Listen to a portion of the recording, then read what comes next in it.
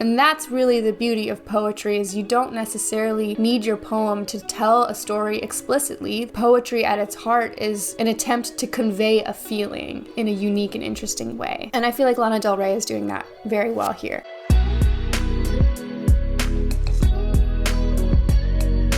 Hey, it's Megan. Welcome back to On Writing. If you're new here, I'm a professional writer and writing coach. And today we're going to look at the writing in a song by Lana Del Rey called Kintsugi. Kintsugi is a Japanese art form that involves taking broken pottery and putting the pieces back together by using a gold lacquer. It takes what's old and broken and makes something new and beautiful out of it. This song is off of her album Did You Know That There's a Tunnel Under Ocean Boulevard, and she co-wrote it with Jack Antonoff. So let's see what we can learn about writing and storytelling from it. Let me pull it up. There's a certain point the body can't come back from. How pretty. In 1 year we've learned the turn of the mouth. Okay, already with this song being titled what it is, we can expect a little bit of a theme of something being broken and maybe repaired, but maybe it never really is what it was before. So in this opening verse, we definitely see a sense that something has been broken or something is breaking. There's a certain point the body can't come back from. In 1 year, we've learned the turn of the mouth, the depth that the chest cavity takes. This whole opening makes me think that somebody she loves is sick, and they've reached a point where they're not going to come back. Maybe they've died. In 1 year, we've learned the turn of the mouth. That makes me think of a smile turning into a frown. The depth that the chest cavity takes. Depth that the chest cavity takes. The depth it takes. The depth that it takes.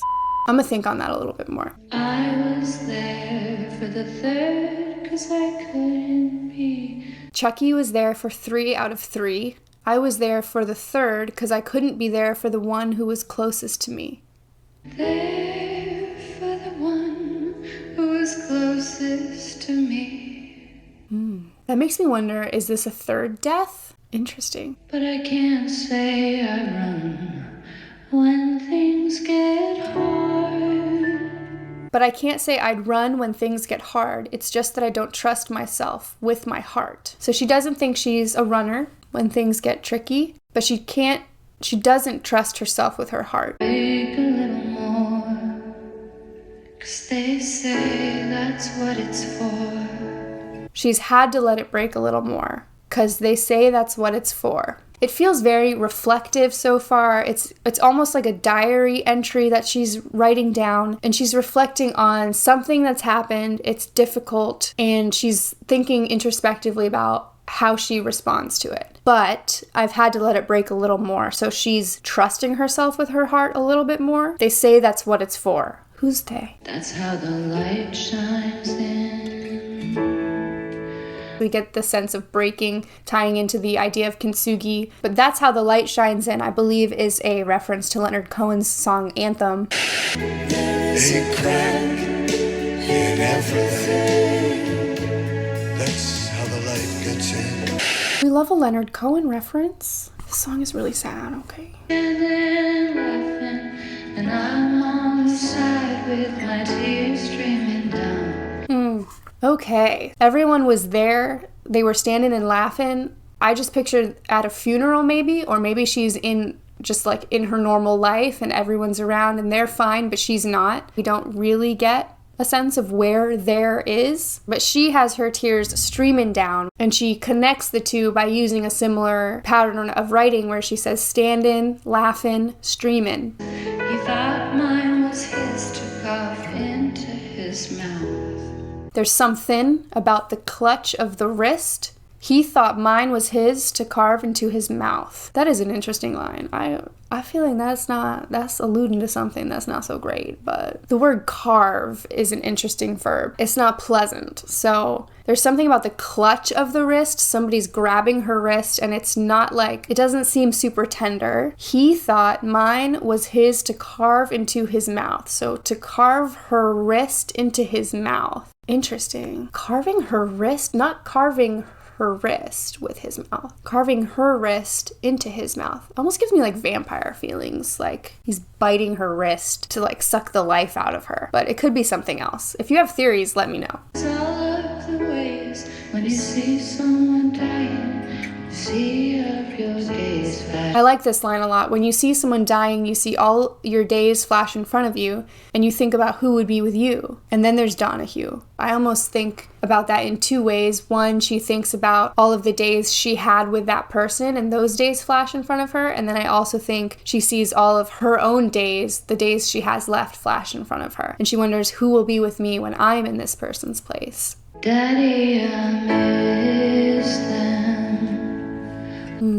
Daddy, I miss them, I'm in the mountains. So it's interesting to me that she's bringing in the character of Daddy here. We talk about point of view often. Who is our narrator talking to? This is a first-person narrator, so she's saying, I'm doing this, I'm thinking that, I'm thinking this. But here she's getting a little bit more specific with who she's addressing. Before this, it felt kind of like a diary entry. She's just sort of talking to herself, reflecting to herself. But now she's saying, Daddy, I miss them, I'm in the mountains. Daddy, I miss them, I'm at the Roadrunner Cafe. The use of the word Daddy makes me think that it's, again, people in her family have been lost. It could even be a reference to God. All the feelings I get when I think all the things about them. She's in the mountains, probably running away from the feelings I get when I think of all the things about them. I'm probably running away from the thoughts in the day that have things to do with them. The way that's written, it ties back into the line, I can't say I'd run when things get hard. She said that first, but now she's saying I'm probably running away because this is hard. Yeah, that's fair. It's interesting to me that she then repeats, that's how the light gets in here, because before it was, I've had to let my heart break a little more because they say that's what it's for. That's how the light gets in. You break your heart. Here it's written, I'm probably running away, but they say that's how the light gets in. So by running away, she's letting the light in too, which I find interesting because that kind of reverses the expectation I have on if you're running away from all the thoughts and the feelings you have, you're not going to be able to crack open and let the light in. But here it's sort of playing with that idea, it seems like. By the 3rd of March, I was cracked open. Oh goodness. Here we're getting to kind of the crux of this story when she's finally breaking down. So the opening verse was sort of about setting the scene, describing what it's like to lose people. The second one is sort of getting more into her own experience of it. And then Daddy, I miss them, I'm in the mountains running away, more of her experience, but that's how the light gets in, that's how the light gets in. It's sort of describing this is the process of grieving that you just have to go through. Sometimes it's you think you can be strong and I wouldn't run away. And then sometimes it's I'm probably running away from it, but it's all part of the process. And then she says, think by the 3rd of March, I was cracked open. So finally, it's sort of hitting its worst moment, it seems like. Finally, the ground was cold, they wouldn't open. The ground was cold, they wouldn't open.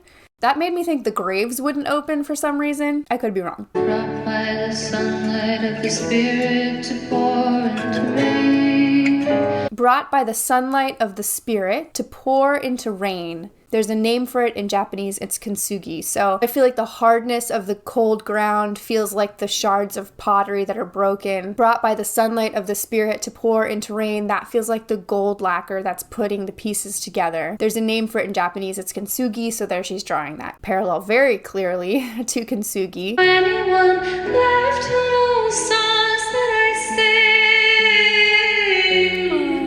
They sang folk songs from the 40s. Even the 14-year-old knew Froggy Came A-Courtin'. How do my blood relatives know all these songs? I don't know anyone left to know the songs that I sing. So there, she's hinting a little bit more at she's lost a lot of her relatives. Even the 14-year-old makes me think that somebody young in her family died, and that there are these traditions that are passed down, folk songs that have obviously meant a lot to her because she herself is a singer now. But through all of this loss, this line I really like, I don't know anyone left to know the songs that I sing. So it's a sense of you're the only one left in your family. That's quite lonely and quite hard. One thing I'm noticing in the writing in this song is that it's very vague. Sometimes we get specific details, but we don't really know what it's talking about. We really have to work hard to put all these pieces together and figure out what she's talking about. But it's always cool to me to see how the story can still come across through the feelings that she's evoking. And that's really the beauty of poetry, is you don't necessarily need your poem to tell a story explicitly. You can have narrative poems that do that, but really poetry at its heart is an attempt to convey a feeling in a unique and interesting way. And I feel like Lana Del Rey is doing that very well here. And of course the way that the music is written as well helps with that too. Like cracking the light gets in. Wow, the song was Very sad. I really like it. It's beautiful. Really throughout this whole song, the way she writes it is we get a picture of her grieving process, and it's not always linear. She can't stop crying in one verse, and then she's running away from the feelings she has in another verse. She's able to see that this process will bring about something beautiful. It's not quite all patched up. The rhyme scheme is very intermittent. Every now and then she has 2 rhyming lines or a rhyme in the middle of the line and at the end. For instance, when she says, I can't just stop crying because all of the ways when you see someone dying, you see all your days. It's not quite a rhyme scheme, but it's not quite free verse either. So it just goes to show that different approaches to rhyming can work within a song and within a poem, although I think it works better in a song because the rhythm and the melody can help add to the consistency of the lines. Whereas if this was just a written poem, it might need to be more consistent in either rhyming or not rhyming. I don't know, it's just a thought. Okay, that was Kintsugi by Lana Del Rey. Heartbreaking and depressing. Thanks, guys, for recommending that.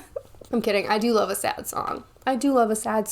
Y'all know this by now. That one was sad, but it was very beautiful. I liked it. Thank you so much for recommending it. And I would encourage you to look more into Kintsugi if you haven't heard of it before. It's really cool and a very beautiful art form. If there are other songs you want to look at by Lana Del Rey, let me know. Otherwise, it was so good to talk to you about writing today. I hope you have a great rest of your day, and I will see you next time.